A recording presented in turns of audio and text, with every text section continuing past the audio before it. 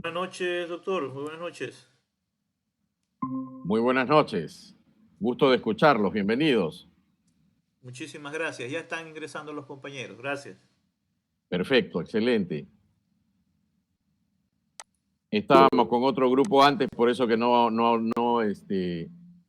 nos percatamos que había problema con este link.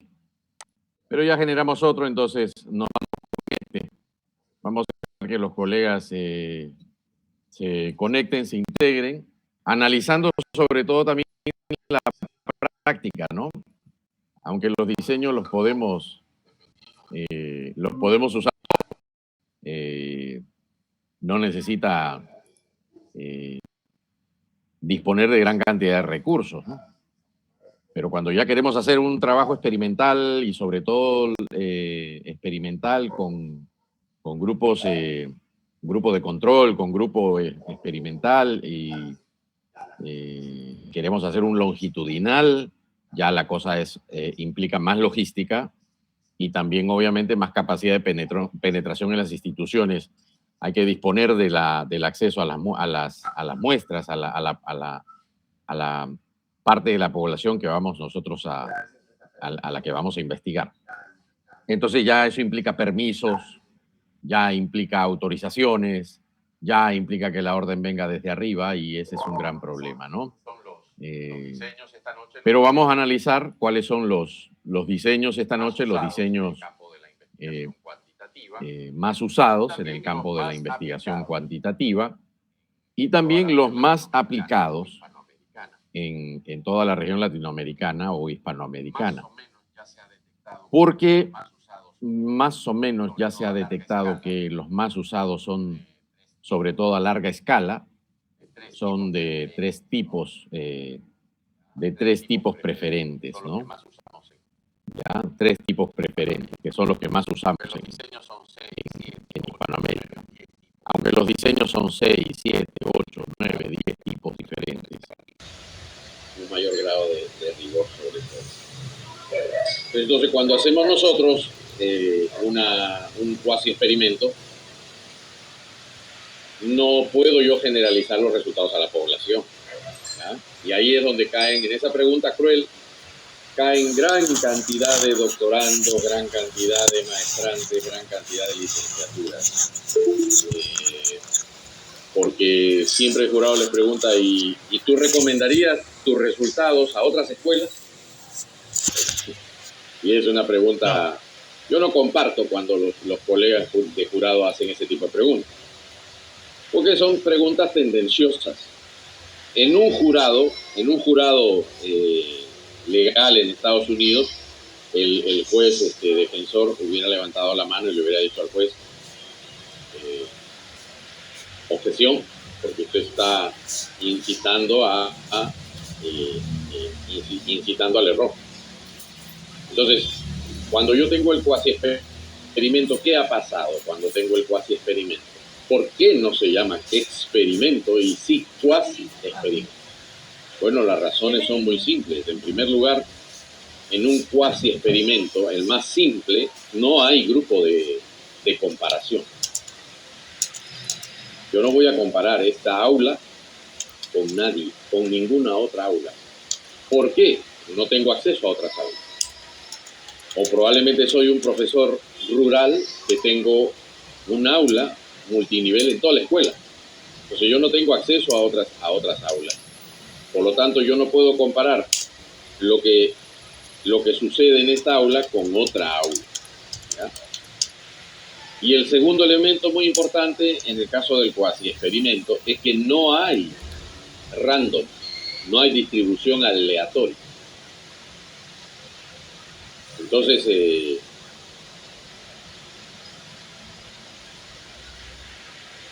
al no haber un grupo de control, un grupo de comparación, mi grupo experimental no se puede comparar con otro y al no haber otra opción, se pierde el 50% de probabilidad estadística de elegir otro grupo o de que otro grupo sea elegido, y mi único grupo tiene el 100% de probabilidades de elegir. ¿Correcto? Ya, entonces ese es un elemento muy interesante. Entonces nosotros vamos a ver esta noche el tema y el campo de los diseños. Vamos a ver primero el tema de entender los diseños más usados en Hispanoamérica, ¿ya? Estamos hablando, claro, de diseños de alta calidad. Los diseños de alta calidad son estos de acá, ¿ya? Solo diseños de alta calidad, estos que están acá arriba. Correcto. Entonces, en diseños de alta calidad que se hayan aplicado en LATAM, en Latinoamérica, son de tres grandes tipos, ¿ya? El primero de ellos es un ECA, lo abreviamos así, le llamamos ECA. ¿Qué cosa es ECA? Ensayo controlado aleatorio. ¿Okay? Ese sí es experimento, ¿ya? Ese sí es experimento, lo vamos a ver en un momento. El segundo tipo de investigación de alta calidad de larga escala que se aplica en Latinoamérica es el llamado RD. ¿Qué cosa es el RD? Regresión, diseño de regresión continua. ¿Correcto? Diseño de regresión continua. Lo vamos a analizar un poquito más a fondo en un momentito. El tercer tipo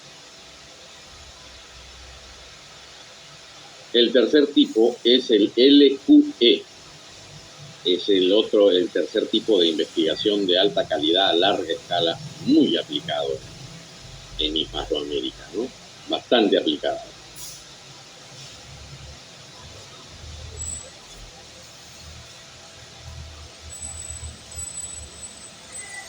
Entonces, esos son los tres.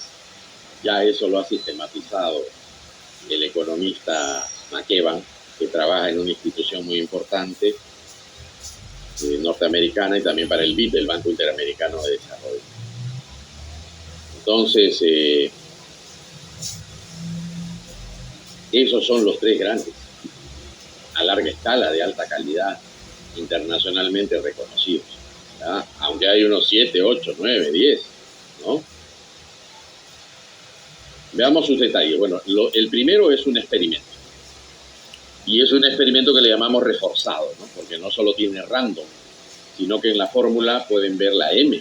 La M antes de la R, ¿qué significa? Que se ha usado matching.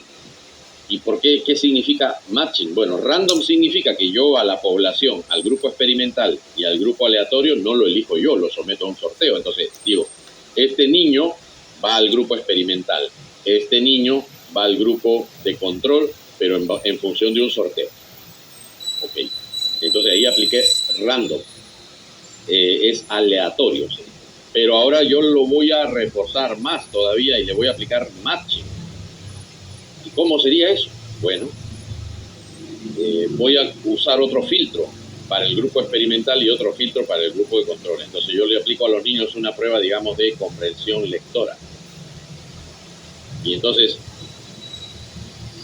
tanto en el grupo de control como en el grupo experimental, yo voy a distribuir las mismas cantidades de niños que tienen puntajes similares en esa prueba de comprensión lectora. Entonces yo le estoy dando un filtro adicional al random, ¿ya? Un filtro adicional. Entonces yo tomo la prueba de comprensión lectora y entonces digo, a ver, ok, estos son los niños que tienen mayor rendimiento y estos son los que tienen menor rendimiento. De los de mayor rendimiento, ahora le aplico random. Y entonces la mitad de los que tienen alto rendimiento se van para el grupo de control y la mitad se queda en el experimental. Y los de bajo rendimiento igual. Yo los pongo en el bajo rendimiento, la mitad se me va para lo que se denomina el grupo de control y la mitad para el grupo experimental. Porque si no puede ser que por el random, si solo aplico el random, puede ser que ya en el grupo experimental solamente se me llenó de estudiantes de alto rendimiento, y entonces ya me metí en un problema, porque de hecho que los resultados en el grupo experimental van a ser mayores porque tienen estudiantes de alto rendimiento. Entonces, para evitar eso, uso lo que se denomina el matching, que se llama emparejamiento. Entonces, intencionalmente, yo empiezo a emparejar. A ver, uno de alto rendimiento con uno de bajo rendimiento, uno de alto rendimiento con uno de bajo rendimiento. Entonces, asumo un criterio y en función de ese criterio empiezo yo a emparejarlos. Eso se llama matching. Por eso que ven aquí en la fórmula, sí, estamos con esta fórmula aquí arriba, la primera de la primera columna. Eso es lo que significa la M antes de la R, el matching, ¿ya? Luego el random. Luego yo tengo mi grupo experimental al que le voy a aplicar X, y luego yo voy a aplicar lo que se llama una prueba de salida. También puedo aplicar una prueba de entrada. Y el grupo de control igual lo selecciono con matching, combinando con random. Y a mi grupo de control no le voy a aplicar la variable, correcto, y le tomo una prueba de salida. Sería el experimento más sencillo, ¿ya? Más sencillo. Adelante, mi estimada. Buenas noches, doctor. Buenas noches a todos. Una inquietud nomás, doctor.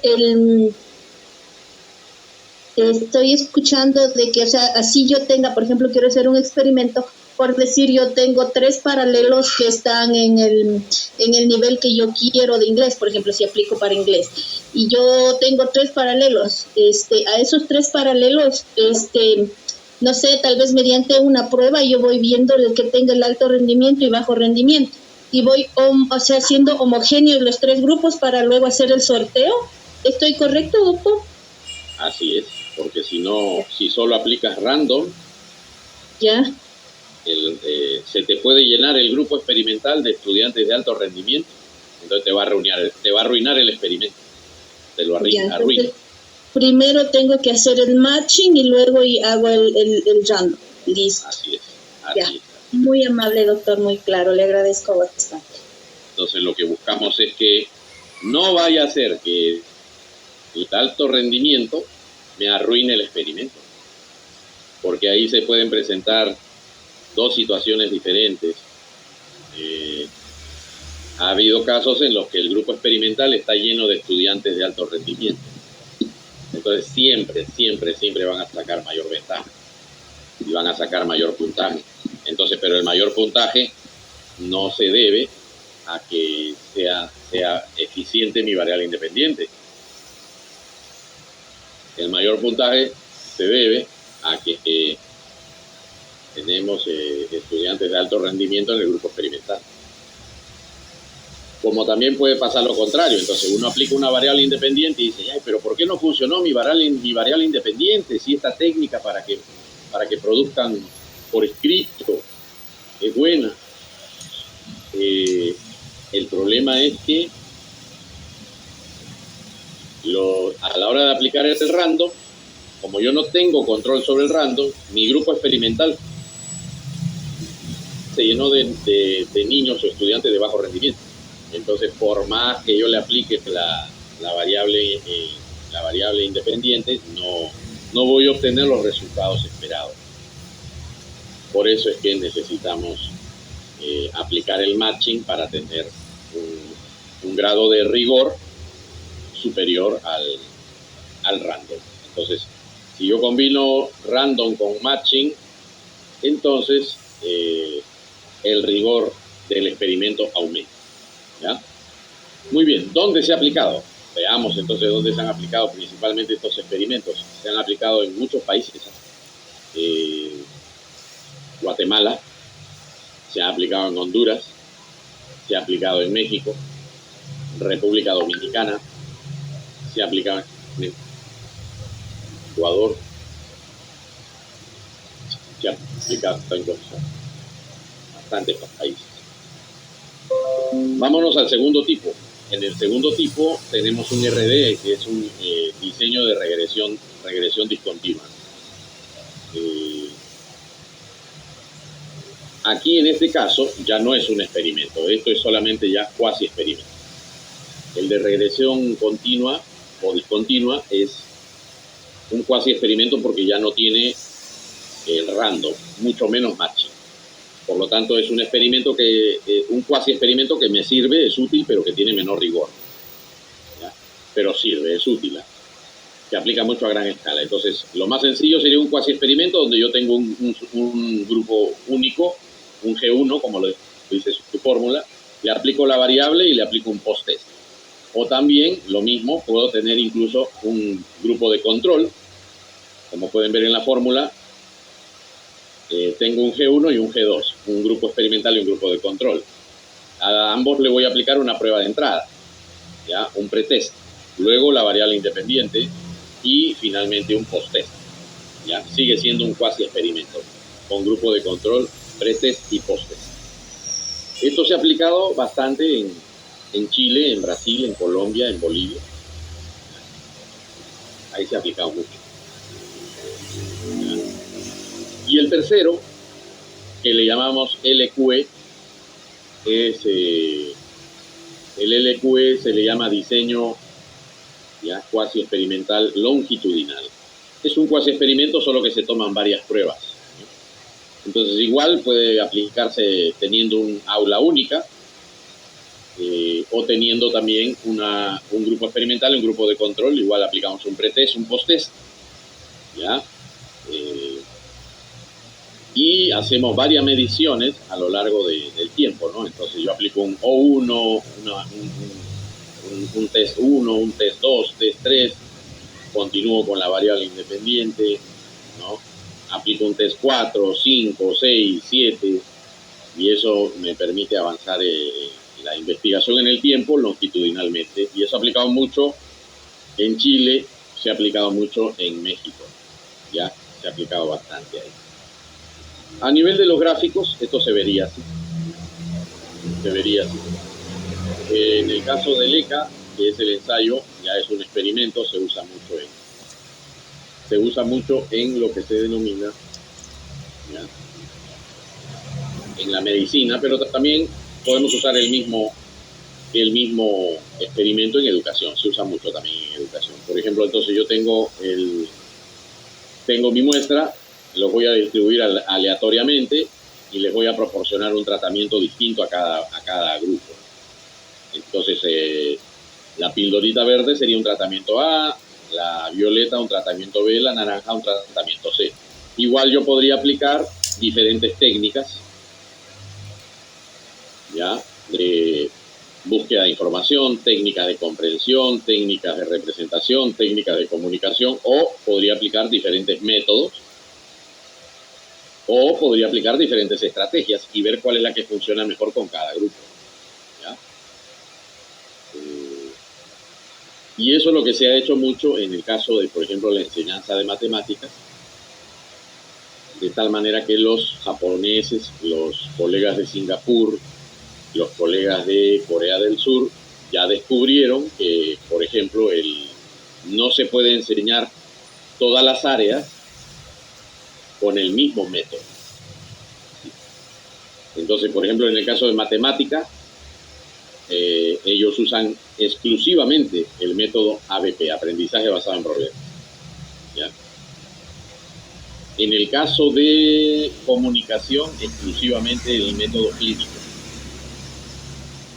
En el caso de ciencias naturales, están usando exclusivamente el STEAM. Y en sociales usan un paquete de métodos como estudio de casos, por ejemplo, y proyectos. Entonces es muy interesante porque en el caso de Hispanoamérica nosotros estamos muy atrasados en función de qué método debería usarse en cada área, y los ministerios de educación no declaran, en función de la evidencia internacional, no declaran qué método debería estar usando el docente, y no lo entrenan. ¿Qué significa eso? Que el docente se va a poner a enseñar, pero él va a tener que, como se diría, ya va a tener que adivinar con qué método va a trabajar, porque no es experimentador, no es investigador científico.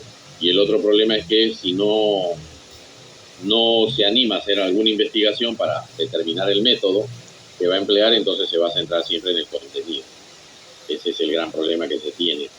Entonces, por eso es que nosotros tenemos las áreas que en realidad son asignaturas disfrazadas, tremendamente enciclopédicas, en donde prima qué cosa, prima el contenido, no prima el método. Por eso es que cuando nosotros supervisamos la planificación curricular de los docentes, tenemos un gran problema que se detecta a la hora de hacer ese análisis documental. Los docentes hacen su programa curricular anual, sus unidades, sus planes de clase, pero no declaran el método. No declara, o sea, no dice, a ver, este es el método que yo voy a trabajar, estas son sus etapas, esta etapa la trabajo de tal mes a tal mes con estas unidades, esta de tal mes a tal mes con estas unidades, y así sucesivamente, y en cada etapa la trabajo con estas técnicas y cada técnica yo la refuerzo con estas estrategias. Eso no hace el docente. Y obviamente es que no lo va a hacer, ¿por qué? Porque al docente lo han castrado cerebralmente, lo han castrado intelectualmente y no se le trata como un intelectual. No se le enseña a planificar en base a la investigación, en base a la evidencia. Es el gran problema. A lo más llegan ahí a tomar una prueba diagnóstica, pero como vuelvo a repetir, o sea, si yo me voy aquí a un diseño tipo experimental o a un cuasi experimental y yo miro aquí el diseño de la parte de abajo, el segundo, no el primero cuasi experimental del RD, sino el segundo, hay una O1. ¿Qué cosa es ese 1? Es una prueba de entrada, es un pretest. A lo más el profesor toma algún pretest, le dicen, a ver, toma tu prueba de entrada, le dicen, vas a realizar una evaluación diagnóstica. Pero esa evaluación diagnóstica no está integrada a ningún diseño, ni cuasi experimental ni experimental. Por lo tanto, el uso de la didáctica de ese docente es un uso completamente artesanal, preprofesional y empírico. Porque los docentes no deberían solo de planificar curricularmente, sino que deberían diseñar experimentalmente su planificación. Luego implementar ese experimento o ese cuasi experimento y luego finalmente evaluar los resultados de sus experimentos o cuasi experimentos, sistematizar y publicar. ¿Ya? Publicar. Todo docente a fin de año debería estar publicando un artículo. ¿Ya? Por chiquito que sea, es tremendamente válido. ¿Ustedes se imaginan que cada docente sea un investigador? ¿Sí? Que cada docente, digamos, Ecuador, ¿cuánto tiene? A ver, México tiene como más o menos unos casi 2 millones de docentes. Perú tiene casi medio millón. Ecuador tiene más o menos unos entre 150.000, 200.000, 250.000 docentes. Imagínense ustedes en Ecuador, cada docente sepa hacer un artículo científico, pero basado en un experimento o cuasi experimento. Pues definitivamente la educación se dispararía. Pero como nosotros tenemos docentes que están privados, castrados mentalmente, intelectualmente de las herramientas de la ciencia, su trabajo es básicamente en función de contenidos, en la gran mayoría, salvo alguna honrosa excepción, pero eso es una excepción a la regla. ¿Ya? Muy bien, entonces continuamos, ¿no? Entonces nosotros trabajamos de esta manera con el experimento. ¿Ya? Podemos aplicar un tratamiento A únicamente, o también un tratamiento A, un B y un C, ¿ya? Y comparar la reacción de los grupos. ¿Ya? O un tratamiento único, ¿no? Una variable independiente única, y comparar a ese grupo con el otro usando random y reforzándonos con el match. ¿Cómo se vería el RD, que es el diseño de regresión continua? Bueno, uno establece un umbral, digamos, el umbral puede ser una nota, puede ser el peso, puede ser el colesterol, puede ser los triglicéridos, y entonces todos los que me saquen después del post-test por encima del umbral forman un grupo, ¿ves? Y los que me salen debajo del umbral forman otro grupo. Entonces el post-test me va a arrojar el comportamiento de los dos grupos utilizando una variable independiente. ¿Ya? Esa sería la característica del diseño de regresión continua. Si los dos grupos al post-test solamente hay un grupo, entonces uniforme, significa que la variable independiente no ha funcionado. ¿Ya? Y en el diseño cuasi experimental longitudinal, esta sería la gráfica mayormente usada. ¿Qué se detecta? En el pre-test sale el puntaje de ambos grupos y en el post-test sale el puntaje de ambos grupos también. Entonces, en el post-test, ¿qué ha pasado? El grupo de control, que es el azul, ha mantenido su promedio, ha mantenido su puntaje. Y el grupo experimental ha aumentado su rendimiento. ¿Ya? Y han habido experimentos muy interesantes, ¿sabes?, que se han hecho. Por ejemplo, ha habido una variable que se ha detectado que se llama, la voy a poner acá en el chat, esta variable se llama así, miren el chat.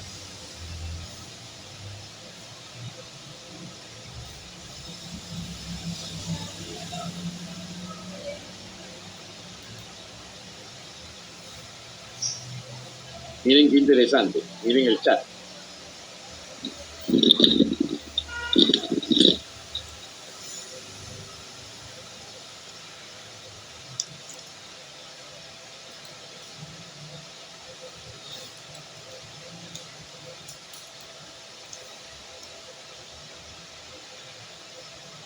Alta transmisión de expectativas. Alta transmisión.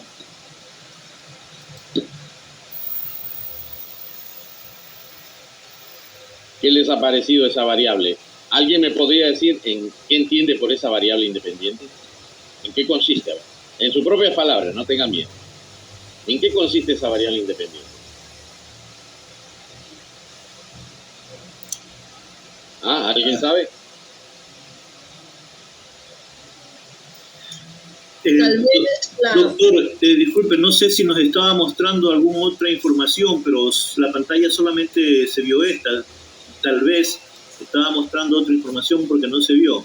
No, solamente es esta. Está en el chat. La Está en el chat. Ah, ya listo. Doctor, yo creo que alta transmisión de expectativa es tal vez la meta propuesta por el investigador. Ya. ¿Alguna otra idea? ¿Qué cosa es alta transmisión de expectativas? Ya, lo explico yo, no se preocupen. Alta transmisión de expectativas es una variable independiente que se ha descubierto al observar la clase de buenos profesores. Se descubrió en Estados Unidos. ¿Qué se encontró? A la hora que ellos tienen la mayor muestra mundial de observación de clases. Han entrado bastante los americanos a observar la clase con psicólogos altamente calificados, psicólogos del aprendizaje, especializados en psicología del aprendizaje. Y estos psicólogos han empezado a tomar nota. ¿Qué cosa hace el profesor? ¿Y por qué entonces estos niños están rindiendo más que en la otra aula? Cuando sistematizaron, se dieron cuenta que había profesores que le decían a los niños, y esta variable funciona con niños o con adultos, ¿no? Le decían a los niños, ustedes son muy inteligentes, ¿no? El profesor les decía, a mí me encanta trabajar con ustedes porque ustedes son muy responsables. Ustedes cumplen con todas las tareas que yo les envío. Ustedes son tremendamente hábiles. Ustedes son muy competentes. Entonces el profesor le empezaba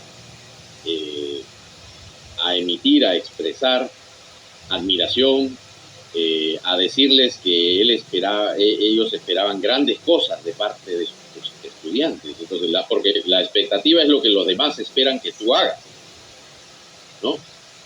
Las expectativas son lo que tú esperas de los otros, lo que los otros esperan de ti, ¿ya? Correcto.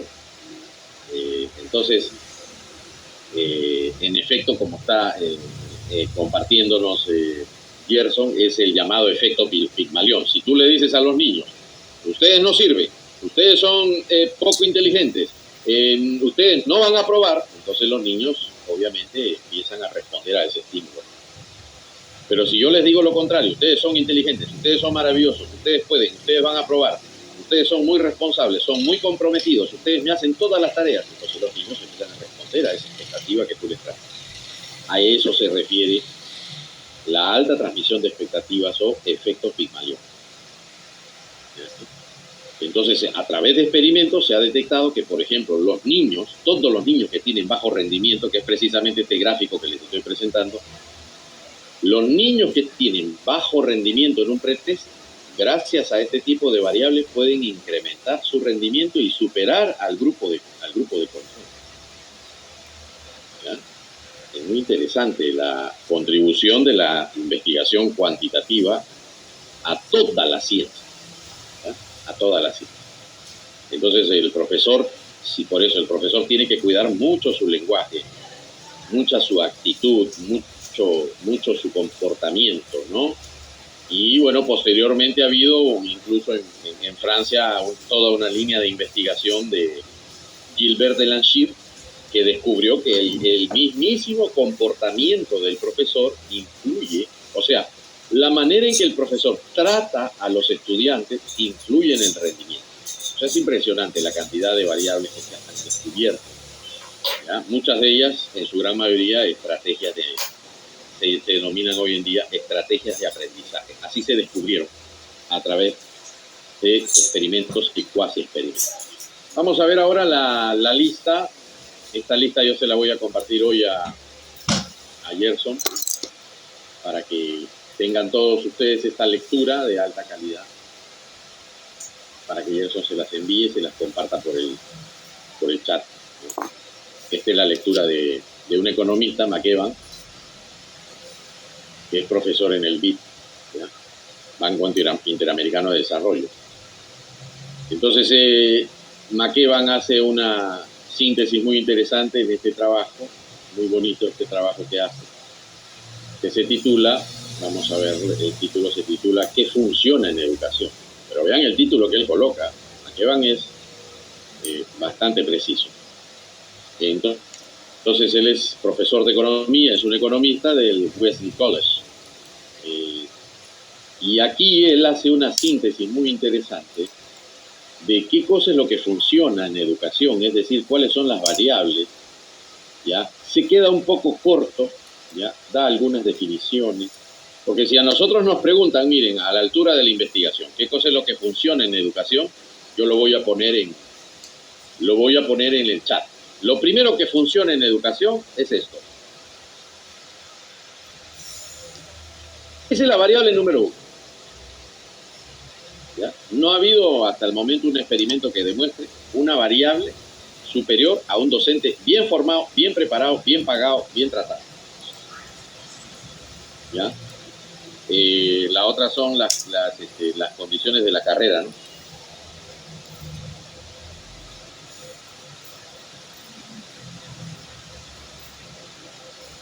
Pues si allá yo tengo, como le digo, unos amigos que fueron a Aspón a una convención de profesores de matemática y a todos les dieron un photocheck, ¿no? Allá también le llaman photocheck, ¿no? Un photocheck, ese photocheck es único, dice que tú eres profesor. Cuando tú vas para la calle, ese photocheck usted lo tiene que portar obligatoriamente. Entonces, cuando ellos se suben al metro, se sintieron un poco mal porque hombres, ancianos y mujeres se paraban para darle el asiento. Eso es algo impresionante para nosotros. Que la gente se pare en un bus para darle el asiento a un profesor por el hecho de ser profesor. Para que vean, bueno, el respeto que tiene el profesor en Japón, ¿no? O sea, entonces, las condiciones entonces de la carrera docente son fundamentales, porque si yo le puedo dar entrenamiento al profesor, ya, bacán, chévere, pero ¿qué pasa si yo al profesor lo tengo muerto de hambre? Este profesor no le va a alcanzar el sueldo. ¿Cómo se concentra? ¿Cómo se desestresa? Y entonces ya lo dijo el doctor Puig, ¿no? El doctor Puig es neurocirujano. Ya él ha dicho, hay que cuidar mucho las condiciones psicológicas del docente. Entonces el docente no puede llegar a la clase preocupado, estresado, sabiendo que no llega a fin de mes, no tiene para pagar la casa, no tiene para comprarse un carro digno, no tiene para satisfacer las necesidades básicas de su familia. Y no es, les vuelvo a repetir, no es por falta de dinero. No es por falta de dinero. Por lo menos, como le digo, de repente falta de dinero en Haití, pero ya en Ecuador, en Bolivia, en Perú, eso ya no es falta de dinero. No. Ya es un desinterés. Yo lo llamaría hasta un morbo, ¿no? Un sadismo, ¿no? en contra del docente, porque habiendo dinero no se hacen las inversiones que correspondan, ¿no? Las inversiones que son necesarias. Bueno, otra variable fundamental pues son las técnicas. Otra variable cuantitativa que se ha detectado que funciona mucho. La otra son los métodos. La otra son las estrategias. La otra son los medios y materiales. Aquí nosotros, por ejemplo, en Nicaragua hicimos un experimento financiado por USAID, la cooperación americana, y nos pusieron a competir a dos instituciones. AmCham, que lo gerenciaba yo, y el otro ejecutor era un banco. Y entonces el banco se fue y dijo, a ver, para que mejoren la lectoescritura, trajeron a dos pseudogenios. Y entonces esos pseudogenios dijeron, una computadora por niño, y vas a ver cómo mejora la lectoescritura. Falso, nosotros le ganamos sin una sola computadora. Claro, yo me fui, como yo era gerente, yo me fui con toda esta data, yo me fui por lo que dice la data. Entonces, ¿yo qué hice? Le di formación docente a los profesores en 17 departamentos. Formación a los directores en 17 departamentos. Coloqué técnico de campo que vaya a supervisar la clase y haga coprofesorado.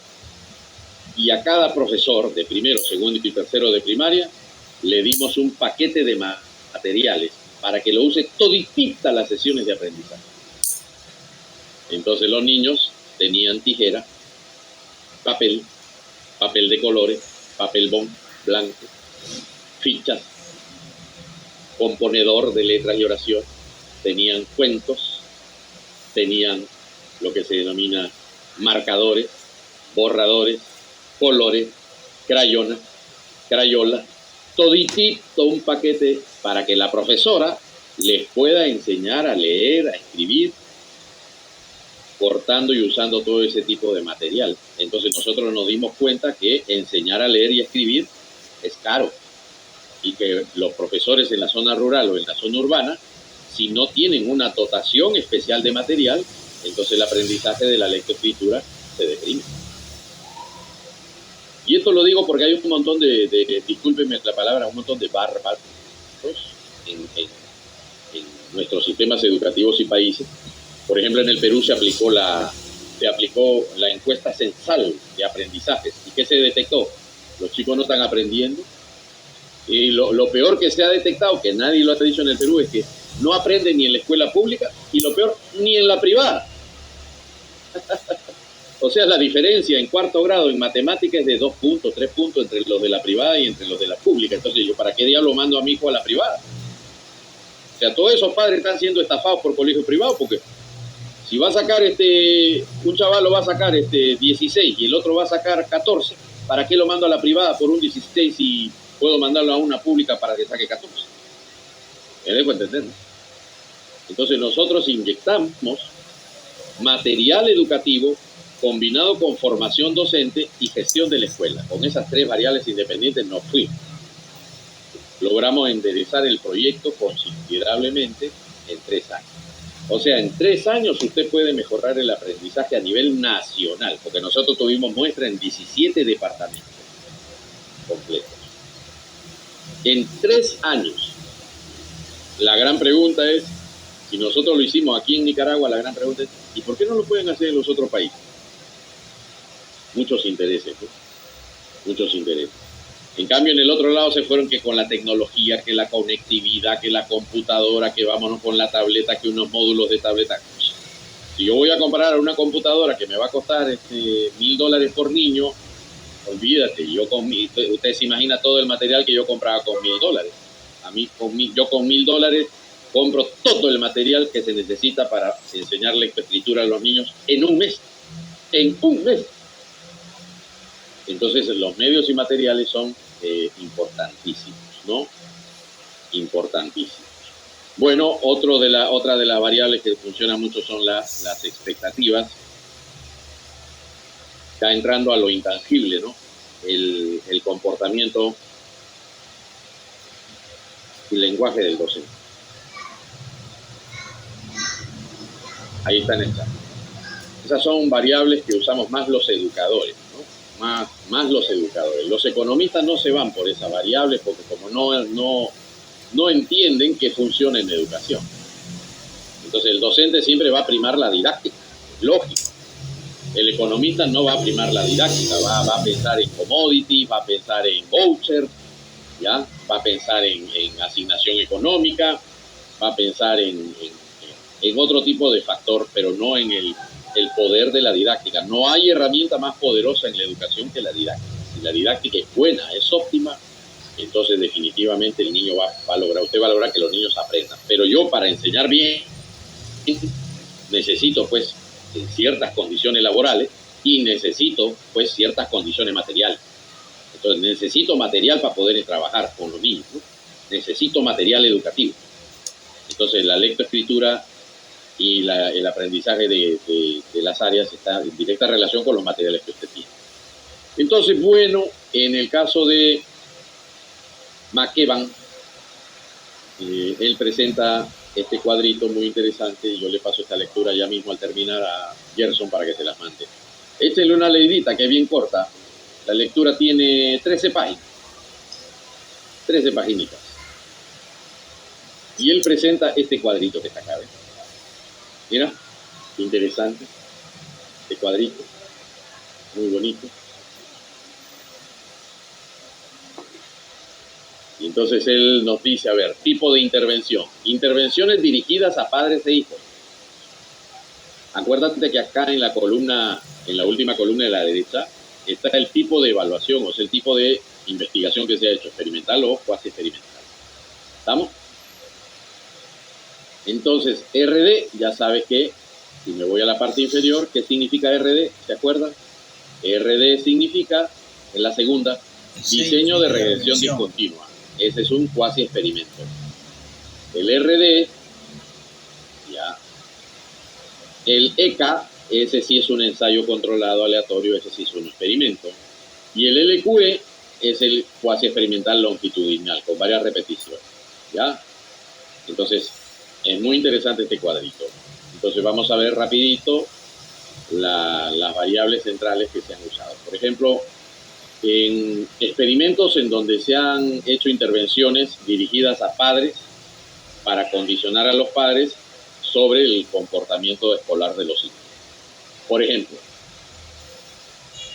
en Chile, McEwan mismo hizo un RD de tal manera que le daban comida gratuita con mayor contenido calórico a los niños para aumentar su rendimiento. En Guatemala se dieron medicamento antiparasitario. Detectaron que los niños tenían mucha enfermedad intestinal.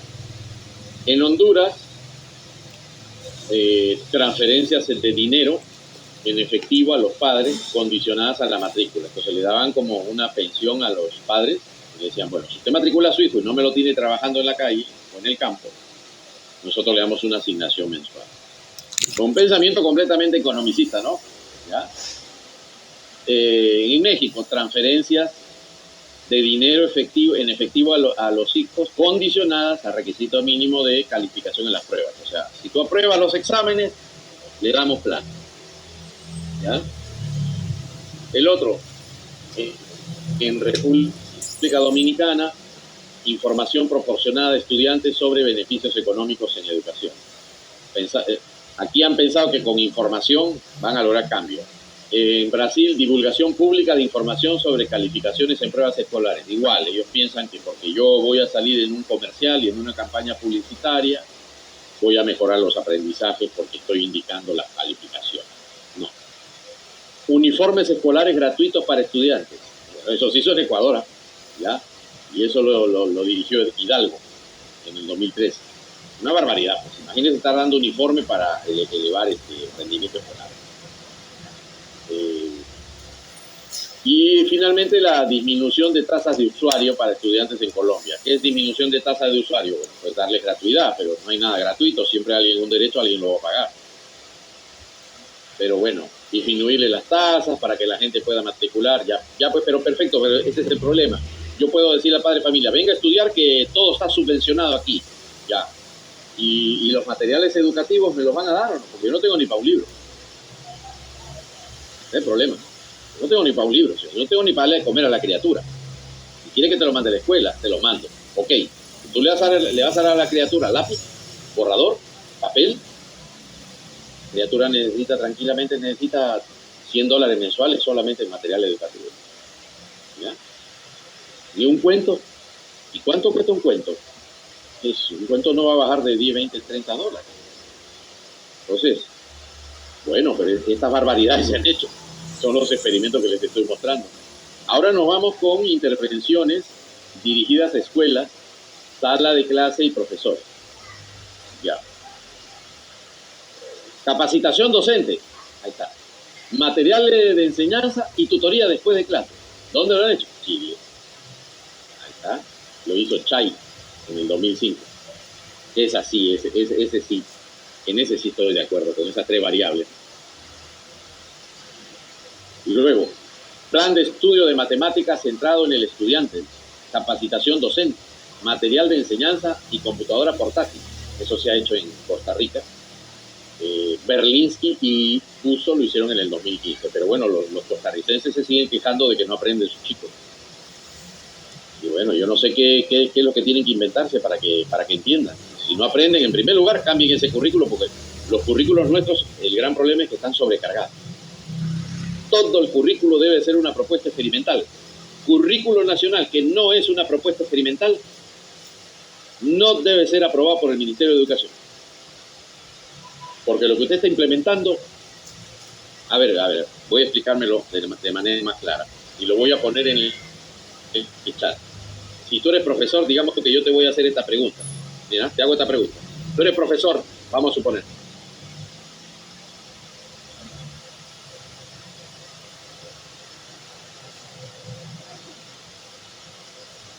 Es lo primero que tiene que responder un profesor. ¿Y cuándo respondo eso? Cuando yo estoy haciendo la programación anual. ¿Cuál es mi hipótesis nula? Mi hipótesis nula en la educación es: los niños no aprenden. Y mi hipótesis de investigación es: los niños que reciben una enseñanza-aprendizaje con método, técnica y estrategia, aprenden más que los niños que no reciben una atención educativa con técnicas, métodos y estrategias. Entonces, mi hipótesis nula va a indicar no hay variable independiente que funcione. No hay variable independiente que funcione. Entonces, ¿cuál es la hipótesis nula del currículo nacional en Ecuador? ¿Cuál es la hipótesis nula? Porque si tú no tienes hipótesis nula, es porque no tienes hipótesis de trabajo. Y la hipótesis de trabajo en el currículo tiene que decir: señores, el sistema esto no es lo que funciona. funciona, esto es lo que sirve. Usted tiene que trabajar con técnica, tiene que trabajar con método, tiene que trabajar con estrategia, y estas son. Y así se trabaja, y acá hay un ejemplo, y es más, todas las actividades ya están automatizadas. El profesor solamente indica el grado, indica el área, indica si quiere la programación anual, si quiere las unidades, si quiere la sesión de aprendizaje, aplica Enter, y a mí ya me dio la actividad de aprendizaje que yo tengo que trabajar el día de hoy, con todos los materiales, con sus etapas, con todo. Ya está probado que eso funciona. Entonces nosotros estamos teniendo currículos bastante ciegos porque no se está aplicando la investigación científica como herramienta fundamental. Entonces aquí en Perú, por ejemplo, Cristia en el 2012 hizo una ECA sobre provisión de computadoras portátiles por escuela. Entonces empezaron con esa estafa, una computadora por niño y la computadora carísima y luego la conectividad y luego darle mantenimiento. O sea, imagínense ustedes toda la logística para mantener una computadora funcionando. Pero la pregunta es, ¿cómo le doy yo una computadora al niño si el profesor no tiene una computadora? No ha visto una computadora, no maneja el entorno. Entonces, para manejar la computadora, yo necesito que el profesor tenga un entrenamiento, una certificación estandarizada. ¿Ya? Bukele está aplicando eso ahorita. Él ha agarrado y Bukele ha dicho, a ver, computadora para todos los egresados todos los estudiantes de primaria y secundaria. Lo ha hecho Bukele. Lo ha hecho. ¿Ya? Pero Michael Fullan, que es uno de los mayores expertos mundiales en reforma educativa, Michael Fullan, pues ya dijo, ¿no? Él ya confirmó, a ver, señores, usted puede inyectar toda la tecnología que usted quiera, pero sin formación docente, sin didáctica, no hay efecto. La didáctica sigue siendo la joya de la corona de los experimentos educativos. ¿Ya? Bueno, en Chile después hicieron jornada escolar extendida.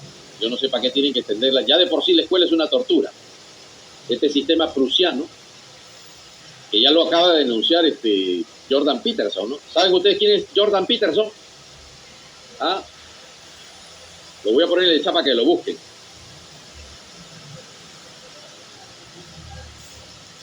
Jordan Peterson, canadiense, PhD, psicólogo de lo mejor que se ha producido en el mundo.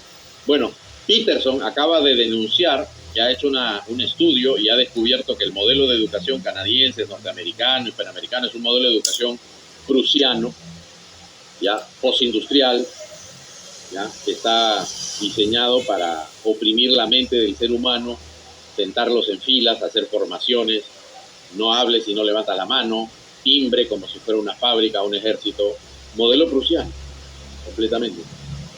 Entonces Peterson ha dicho, bueno, Peterson era un catedrático de primera en Canadá y a él se opuso a la ideología de género en Canadá, lo quisieron meter preso, lo citó el Congreso y él en el Congreso demostró que esa ideología de género no le puede ordenar a él cómo hablar.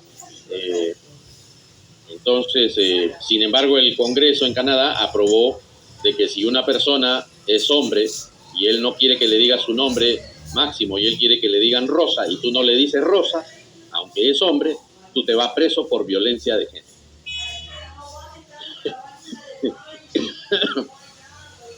Eso aprobó Canadá. Entonces a Peterson, él dijo, bueno, si a mí me meten preso, yo voy a hacer huelga de hambre hasta que me muera. Métanme preso, yo me mato. No se atrevieron. Entonces, pero le dijeron, bueno, pero usted no vuelve a dictar en una universidad canadiense. Ah, sí, está bien. Bueno, Peterson no necesita dictar es que ni una hora, porque se volvió el psicólogo más famoso actualmente en el mundo. Las conferencias de él se llenan, se agotan las entradas en 2-3 días para escuchar una conferencia de él y el libro que sacó bellísimo, agotado y traducido a más de 20 idiomas. Pero Peterson entonces dice, bueno, como me han prohibido ejercer mi profesión en la universidad, enseñar y dictar clases en las universidades, bueno, yo le voy a devolver el favor. Y entonces voy a crear mi propia academia. Y entonces ustedes van a buscar en internet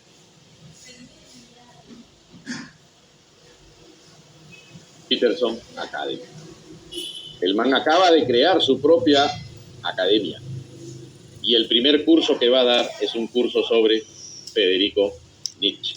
La filosofía de Friedrich Nietzsche. Impresionante lo que ha hecho Peterson. Pero él ha denunciado este sistema prusiano, ¿no? Y parte de ese sistema prusiano lo aplicaron en Chile con Beley en el 2009. O sea, estar extendiéndole la jornada escolar. ¿Por qué? ¿Qué investigación dice que el cerebro va para arriba?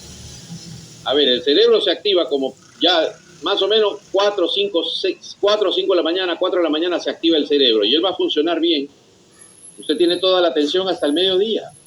Ya después usted almuerza y el cerebro va para abajo, va para abajo, va para bajito, va para bajito. Entonces, ¿para qué? Si yo ya tengo una criatura desde 7, 8 de la mañana hasta las 12, 1 de la tarde, ¿para qué voy a hacer que esa criatura siga estudiando y siga estudiando en la tarde más horas y más horas y más horas?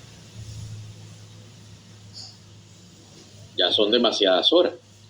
Demasiadas horas. Entonces, es lógico que mejor yo trabajo una jornada de 8 a 12, bien trabajada, con sus intermedios, y alguna actividad pequeñita como para la casa. Pero jornadas extendidas, pues yo no le veo lógica de implementar un experimento que se basa en el abuso infantil. Me disculpan, pero eso es lo que yo aprendí en un curso de Rada Barnes. ¿Qué cosa es abuso infantil? Bueno, en Bolivia el tamaño del curso más pequeño. Ya, le estamos enseñando mucho, vamos a enseñar poquito. Bolivia, Urquiola. Remuneración docente en México, vinculada al desempeño del estudiante en calificaciones de las pruebas. ¿Podríamos llamarle a eso prostitución del profesor? Porque, ¿qué está haciendo ese experimento? Si tu estudiante aprende, y finalmente usted tiene las intervenciones dirigidas a sistemas escolares que se han hecho en México, Colombia y Chile, que es participación de los padres en la gestión escolar. Bueno, yo estoy de acuerdo que el padre participe, pero de ahí a que el padre se meta, ya es diferente.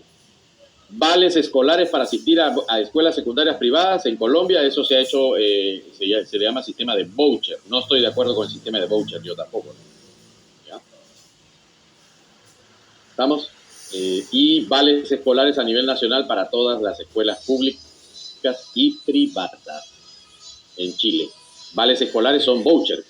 ¿Alguien conoce? Me pueden escribir en el chat o verbalmente. A ver, ¿alguien sabe lo que es el sistema de vouchers escolares?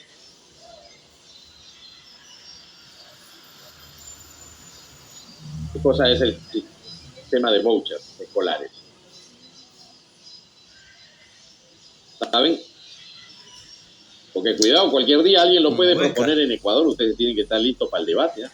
Para salir a la palestra, ¿ya? Aquí en el Perú ya se ha hecho la propuesta de vouchers escolares, la ha hecho un congresista. Yo inmediatamente he salido al frente con un video en YouTube, pero que no me digan que nadie ha dicho que no en el caso de Perú. Yo ya salí al frente y ya le dije que esa es una pésima estrategia. ¿Ya? ¿Qué cosa es los vouchers? Los vouchers significa que yo voy a agarrar la asignación de dinero y se la voy a dar al padre de familia diciéndole, ¿qué cosa?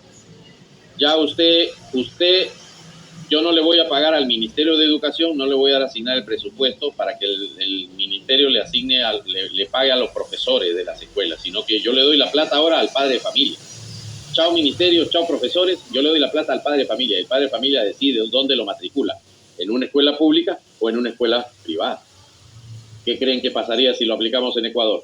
El 50% de escuelas privadas, de escuelas públicas se cierran, porque el padre tiene la mala noción de que todo lo privado es bueno. Los padres se te van a ir del colegio público a la escuela privada. Y la escuela privada no tiene capacidad de absorción, están al tope. No tiene capacidad de absorción. ¿Me dejo entender?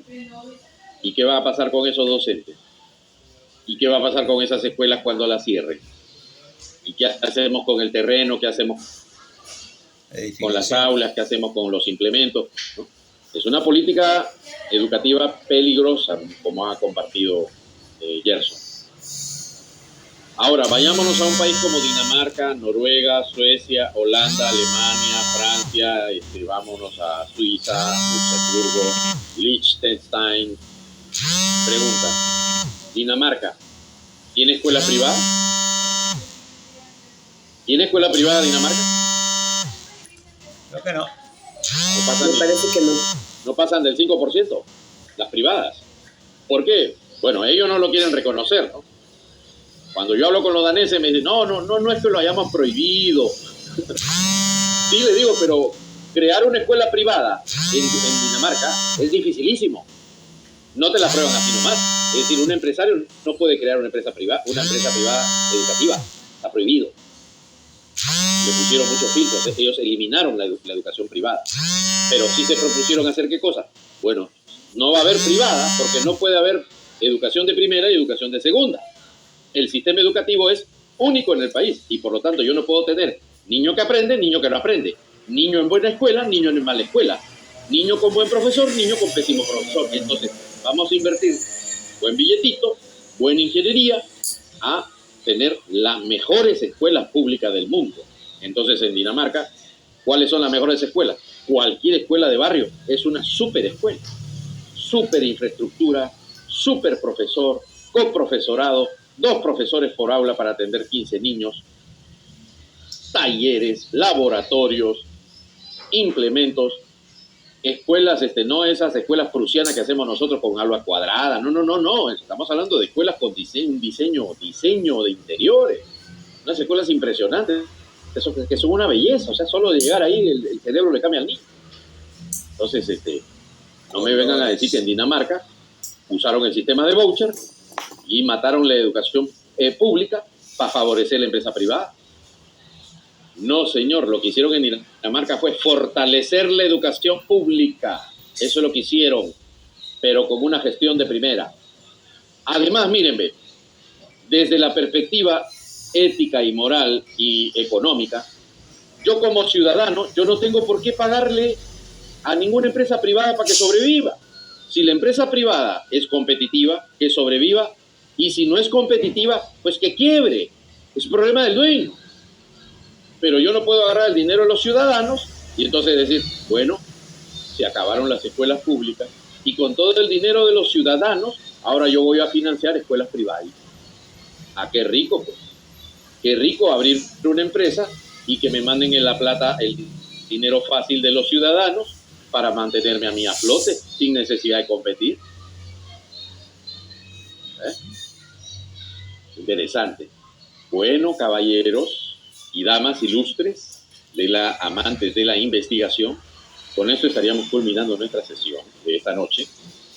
Los esperamos el día miércoles para profundizar un poquito más en las fórmulas de los diseños, ¿ya? Por esta misma hora vamos a compartir otro link para el día miércoles, ¿ya? Sí, Gerson, muy buena. Sí, efectivamente, que lo que gobiernan no son los presidentes, eso hay que tenerlo claro. Nosotros nos matamos, que ahí voy a votar por mi candidato y la gente haciendo su campaña, y pues el que manda es el banquero. Lo que mandan son las empresas, las grandes corporaciones. ¿Ah? Entonces, quizá el presidente a veces quiere hacer muchas cosas, pero si él se pone bravo y se pone serio con los bancos, se pone serio con los empresarios, se pone serio con las transnacionales, amanece muerto en una cuneta. Es una decisión que tú tienes que tomar como presidente. ¿Sí? ¿Ves? Porque los intereses económicos van comprando la política, ¿no? No por algo en este momento, por ejemplo, usted ve algo tan interesante en Colombia que la FARC en este momento es la presidencia de la República de Colombia. ¿Cómo lograron ellos pasar de terroristas a ser un partido político reconocido? Y de partido político reconocido a ser amnistiado. Y de ser amnistiado, ser presidentes. Bueno, pues por eso, eso solamente sucede en este sector del mundo, en nuestros queridos llamados países. ¿Correcto? Muy bien, entonces yo le paso ya mismo la lectura a Gerson para que ustedes la tengan. El que puede, pues le da una leidita, siempre es bueno. Y ahí van a tener ya los principales experimentos que se han hecho y cuasi experimentos en toda la región hispanoamericana. Bien resumido en este cuadrito de el doctor Makeba. Muchísimas gracias a todos. Entonces les estaremos compartiendo el link el mismo miércoles para que podamos unirnos sin inconveniente. Un fuerte abrazo a todos ustedes. Muy buenas noches. Hasta el miércoles, Dios primero. Buenas noches a todos. Muchas gracias.